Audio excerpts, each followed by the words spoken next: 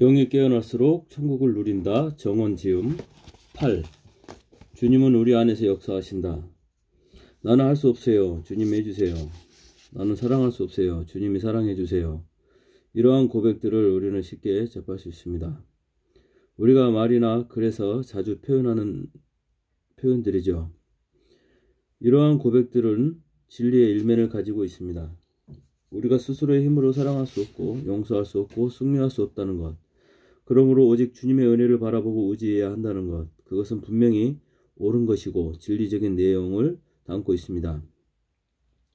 하지만 이러한 고백들은 약점도 또한 가지고 있습니다. 자칫하면 우리가 마땅히 해야 할 것들을 주님께 미루고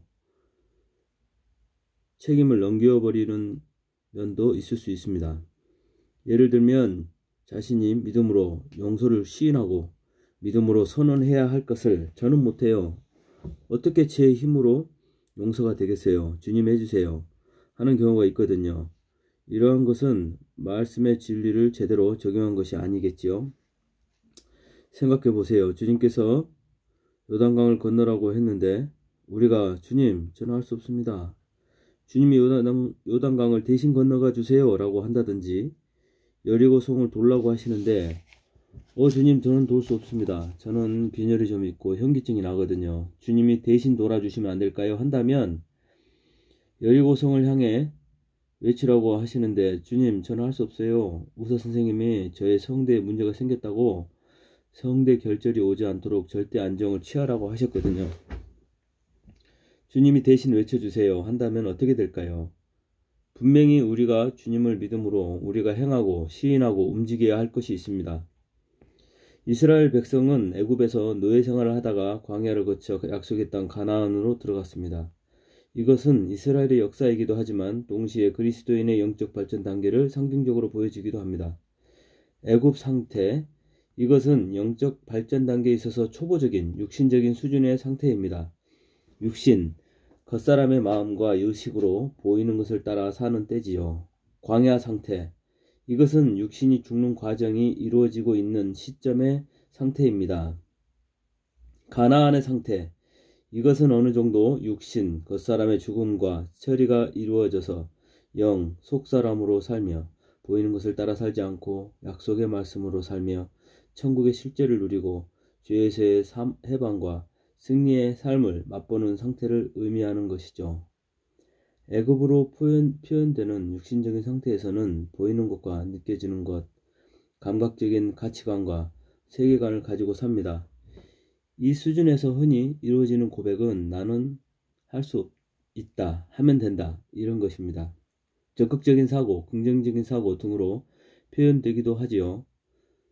아직 겉사람의 죽음과 죄성, 한계를 모르기 때문에 마냥 낙관적인 의식 수준에 머물러 있는 상태입니다. 애굽의 왕자로 있던 모세의 의식이 이런 상태를 보여주는 예표적인 모습이라고 할 수 있습니다. 모세는 애굽의 왕자로 있으면서 애굽의 모든 학술을 배웠고 전쟁에도 공을 세웠고 모든 능함이 가득해서 무엇이든지 원하는 대로 다 할 수 있다고 생각했습니다. 그는 자기 힘으로 동족을 돕고 구원할 수 있다고 여겨졌습니다. 그는 나는 할 수 있다의 상태에 있었습니다. 물론 그때 그는 외적으로는 화려한 모습을 가지고 있었지만 진정한 의미에서 능력이 있는 상태는 아니었습니다. 영적 발전 단계에서 다음 단계, 광야로 들어가면 앞서서 가지고 있었던 그러한 자신감들은 무너지기 시작합니다. 온갖 긍정적인 사고를 하고 마음의 온갖 상상을 동원해서 행복과 좋은 세상을 창조하려고 해도 때가 되면 모든 것이 무너지기 시작합니다. 여기서 절망의 고백이 나오지요. 나는 할 수 없다입니다.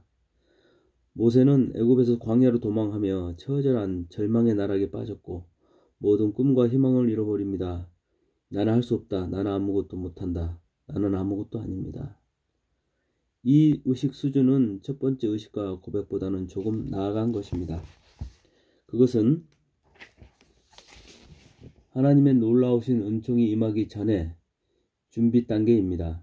탕자가 집 안에 있는 상태가 첫 번째 애굽의 상태였다면 처절한 좌절과 실패를 경험하고 집에 돌아오는 과정은 두 번째의 의식 과정, 나는 아무것도 할 수 없구나 하는 단계로 발전한 것을 보여주기 위한 것입니다.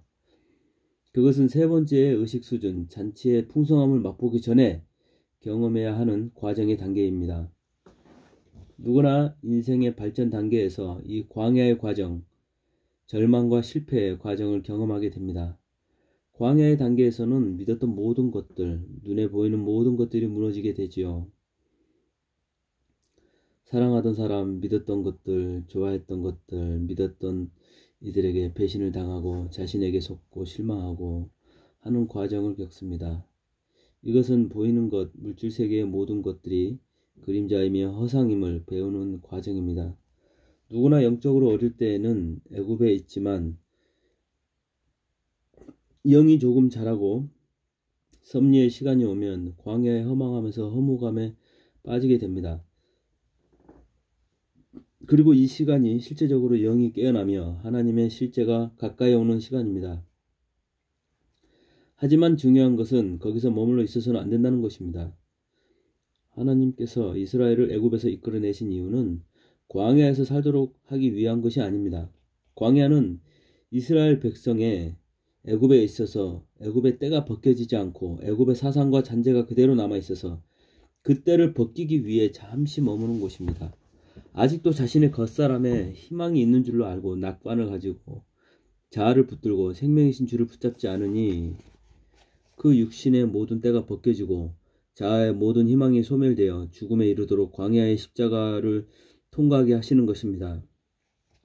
애굽 탈출의 근본적인 목적은 가나안의 영광스러운 삶입니다. 나는 할 수 있다. 나는 잘났다.도 웃기는 거지만 나는 못해요. 저는 아무것도 할 수 없어요. 저는 죄인입니다. 인생은 고통입니다. 하는 것도 도달한 것이 아닙니다. 가나안의 영광은 그러한 것이 아닙니다. 그렇다면 나는 할 수 있다도 아니고 저는 못해요도 틀렸다면 정답은 무엇입니까? 가나안의 고백은 무엇입니까? 바로 우리는 바울의 고백에서 그 답을 찾을 수 있습니다. 내게 능력 주시는 자 안에서 내가 모든 것을 할 수 있느니라 하는 말씀입니다. 거기에는 할 수 있다는 고백이 들어가지요. 그런데 거기에 내게 능력 주시는 자, 즉 능력의 근원에 대한 고백이 들어가 있습니다. 그러므로 나는 할 수 없지만 그분이 함께 하시기 때문에 내가 아니라 그분의 능력을 힘입어 할 수 있다는 것입니다. 이것이 바로 가나안의 고백입니다. 우리는 무능하고 우리는 죄인이고 우리는 부족하지만 우리 안에 그리스도가 거하십니다. 그리고 그분이 내 안에서 운행하십니다. 그러므로 그분이 우리 안에서 행하시는 것을 믿을 때, 신뢰할 때, 고백할 때 우리 안에서 놀라운 역사가 이루어지는 겁니다. 모세도 처음 40년 동안에는 나는 할 수 있다고 설치다가 망했고 그 다음 40년 동안은 나는 아무것도 할 수 없어 하면서 눌려서 살았고 마지막 40년은 나는 할 수 없지만 나는 하나님과 함께 한다. 그러므로 할 수 있다. 하면서 놀라운 사역을 이루었습니다. 애굽 신앙을 창조 신앙이라고 할 수 있습니다. 조금 나쁘게 표현하면 기복 신앙이라고도 할 수 있죠. 이것을 나쁘게 보는 이들도 있는데 저는 기복 신앙을 나쁘다고 생각하지 않습니다.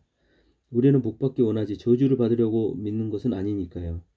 다만 애굽 육신의 차원에 있을 때는 눈에 보이는 물질적인 차원의 복, 조금 낮은 차원의 복을 구하게 됩니다. 더 풍성하고 아름답고 영광스러운 근원적인 보화를 볼 수 있는 눈은 아직은 없기 때문에 그렇습니다. 하지만 그것은 아직 어린 것이지 악한 것은 아닙니다. 어린 것은 잘하면 되지요. 어린아이가 구구단을 못 외운다고 죽을 죄를 지었다고 할 수는 없습니다. 잘 사랑하고 돌보아주면 어린아이는 잘하게 되고 그러면 차츰 장난감을 버리고 좀 더 재미있는 것을 찾게 됩니다. 어린아이가 가지고 있는 장난감을 억지로 빼앗고 눈을 부라리면서 학습지를 암기하라고 할 필요는 없습니다. 영성이든 무엇이든 억지로 하는 것보다는 수준에 맞는 눈높이 교육이 좋습니다. 광야 신앙을 십자가 신앙이라고 할 수 있습니다. 여기에 중심은 자기 부인입니다. 십자가의 놀라운 역사를 모르고 이것을 피상적으로 이해하고 있으면 자칫 잘못하면 창백하고 메마르고 초췌한 신앙에 머물러 있을 수 있습니다. 못한다, 힘들다, 죽겠다 하면서 억지로 간신히 인내를 해가면서 주님 오실 날만 기다리고 지책과 눌림에 빠져서 피곤하고 힘든 삶을 지탱해 갈 수도 있습니다. 자기의 사망성에 대해서, 육체의 사망성에 대해서 빨리 이해할수록 십자가를 빨리 적용하게 되고 십자가의 경험이 곧 천국의 경험인 것을 알게 되기 때문에 어서 그 실제적인 죽음의 역사, 심장의 죽음과 몸의 죽음의 경험을 구하게 되죠. 이해와 경험이 빠르면 빠르게 이 단계를 넘어설 수 있습니다. 가나안 신앙을 부활 신앙이라고 할 수 있습니다. 여기에는 누림이 있고 해방이 있고 천국의 열매가 있습니다. 천국이 사후에 이루어지는 것이 아니라는 것을 실제적으로 누리는 시기입니다. 우리의 목표는 바로 이 지점이며 주님께서 인도하시는 장소도 바로 이곳입니다. 광야에는 오래 있을 필요가 없는 거예요. 물리적으로 2주일이면 가는 곳을 이스라엘 백성이 고집을 부려서 40년 평생을 살게 되었는데 우리 인생도 한평생을 광야에서 보내서는 안 됩니다. 잠시의 공부와 훈련 후에는 많은 시간들을 자유함과 성취의 공간에서 보내야 해요. 그것이 가나안입니다. 주님은 기쁨과 사랑과 평화와 승리가 가득한 가나안의 영역으로 우리를 인도하기를 원하십니다. 할 수 있는 한 우리는 가나안 삶을 지향해야 하며 가나안의 고백을 지향해야 합니다. 내주하시는 그리스도를 고백해야 하며 내주하시는 그리스도가 우리 안에서 역사하심을 시인해야 합니다. 그것은 풍성한 삶과 승리하는 삶을 위한 중요한 비결이기도 합니다. 그러므로 나는 죄인이다, 나는 쓰레기다 이런 고백은 아름답고 좋은 고백이긴 하지만 거기서 멈춰서는 안 됩니다. 나는 죄인이지만 용서받은 죄인이다.